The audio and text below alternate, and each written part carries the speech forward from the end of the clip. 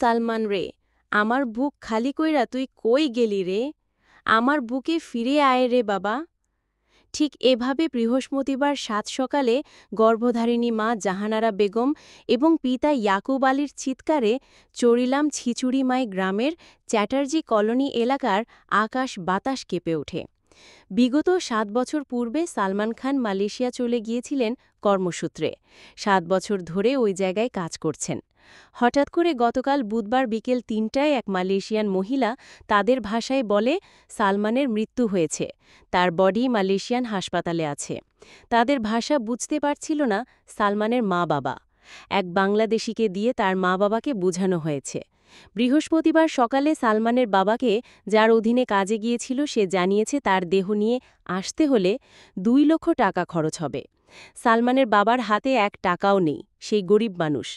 রাজ্যের মুখ্যমন্ত্রীর কাছে হাত জোড় করে অসহায় মা-বাবার সাহায্য চেয়েছেন ছেলের বডি নিজ বাড়িতে এনে শেষকৃত্য অর্থাৎ দাফন কাজ সম্পন্ন করার জন্য। দেখুন বিস্তারিত। দাদা কি তো হয়েছে আপনার ছেলের? ছেলেটা আমার 2018-তে মালয়েশিয়া গেছে। তো মালয়েশিয়া যাইয়া থাকতে আছে। কালকে হঠাৎ একজন মহিলা ফোন করলো যে আমার ছেলে নাকি ফাঁসি দিয়ে মারা গেছে কোম্পানির ভিতরে। তো আমরা তো ভাষা বুঝি না। তারপরে ওই একজন বাংলাদেশি ছেলের কাছে স্যালারি দিয়ে ফোন করাইছে। তো হ্যাঁ কইছে যে এরকম এরকম মারা গেছে, মানে মালয়েশিয়ায় ইয়াতে আছে, মর্গে আছে। থানার থেকে একটা কাগজ পাঠাইছে। কোন থানা? ওই মালয়েশিয়ার থানা।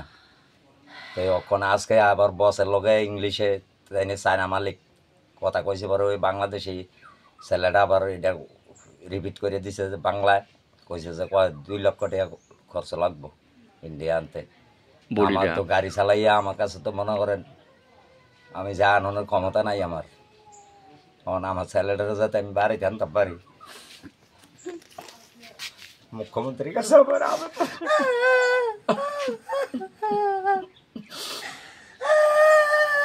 কত বছর বয়স আপনার ছেলেটা? ২৮ বছর। আপনার নাম কি?